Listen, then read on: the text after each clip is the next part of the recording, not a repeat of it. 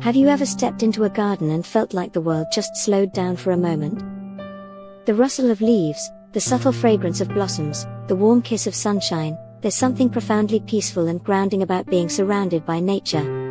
Today, we're diving into that serenity headfirst by planting 4 sun-loving perennial beauties, each bursting with color and charm. But this isn't just about digging holes and watering plants, it's about transformation.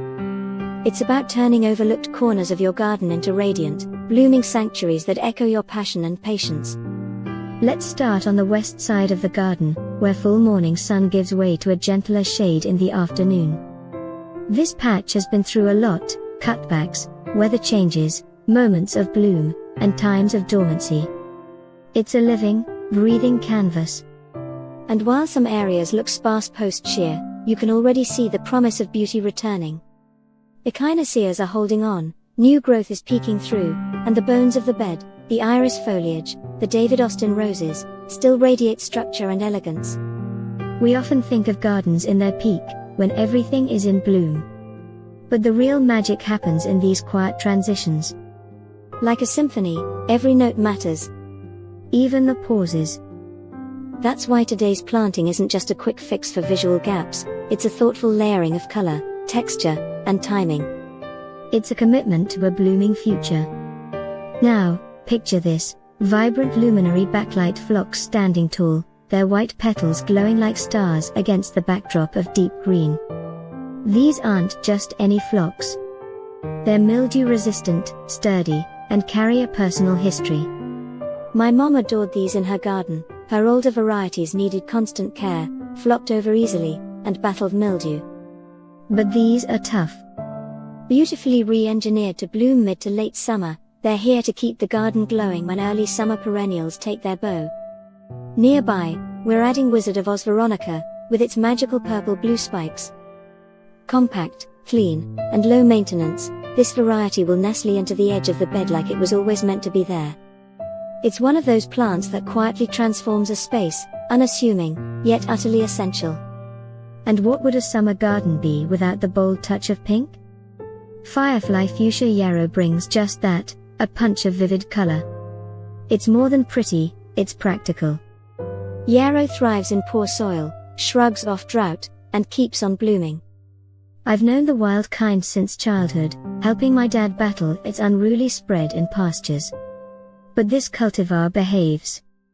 It clumps politely, doesn't run wild, and even after its color fades, it turns into a soft, dry beauty perfect for arrangements or winter interest. Then, there's the Karina Geranium. Gentle, dependable, and quietly enchanting, it forms lush green mounds dotted with delicate blooms. We've dotted them along this bed like nature's punctuation, finishing touches that give a sense of rhythm and flow. And the best part? They're low maintenance. No shears needed, just pull the old stems gently by hand, and you're rewarded with fresh, tidy foliage. Every step through this garden reveals stories and surprises. Midnight masquerade penstemon that's done blooming but still holds its seed pods like glossy burgundy jewels. Royal Jubilee roses settling into their quiet spell. Button bushes towering far taller than expected, defying their plant tag promises, adding wild drama to the bed. Even as the blooms pause, the textures, structure, and foliage continue the visual conversation. We're not just planting for today. We're planting for weeks, seasons, and years to come. As the red maples grow and the sun shifts, full sun plants will one day need to make way for shade-loving varieties. This garden, like life, is in constant evolution. What works now may not work tomorrow, and that's not a problem. It's a beautiful invitation to adapt, rethink, and reimagine. Let's take a closer look. The newly planted phlox glisten against the backdrop of sedum and penstemon. Their white blooms, when fully open, will complement the soft purple of stokesia and the rich foliage of Karina. It's a layered, harmonious design. Nothing screams for attention, yet everything works together in quiet cooperation, just like a well-tuned choir.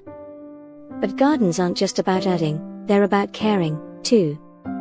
While checking our sedum, we discovered aphids, tiny, sneaky pests that dull the vitality of new growth. It's easy to ignore them, but this time, we tackled the issue head-on. With a ready-to-use neem spray in hand, we targeted every aphid-covered tip. It's moments like these, where maintenance meets mindfulness, that truly preserve a garden's health and beauty. With the pests handled and our first bed revitalized, we moved to the south garden. Here, the palette shifts, deeper purples, lush yellows, and elegant grasses like Niagara Falls panicum take center stage. In a spot flanked by double pink echinaceas and queen nectarine agastaki, we tucked in more geraniums. This variety, shorter and perfect for the front border, fits right into this garden's rhythm. This section is alive with pollinators, the air hums with bees dancing through blooms. It's easy to lose track of time just watching them work. And that's the beauty of a well-designed space, it invites you to slow down, observe, and be present. To finish the day's transformation, we placed 5 pink yarrow plants near the pond, then circled back to add the final touch, the Niagara Falls panicum, salvaged from a container arrangement. It's amazing how repurposing plants breathes new life into a garden. This grass, with its graceful height and soft movement, will serve as a visual bridge between the delicate yarrow and the strong lines of the dogwoods behind it. And then, magic. A hummingbird, flitting through the salvia, reminding us why we do this. We plant not just for ourselves but for the entire web of life that calls the garden home. Bees, birds, butterflies, they all find sanctuary here. As the sun climbed higher, we took one last stroll through the beds. The blooms, the textures, the color echoes, all of it felt right. Like puzzle pieces finally falling into place. And while there's always more to do, peas to pull, beans to plant, corn to sow, this moment felt complete. Thank you for walking this journey with me today. Whether you're tending a vast landscape or nurturing a few pots on a balcony, remember this, your garden doesn't have to be perfect. It just has to be loved.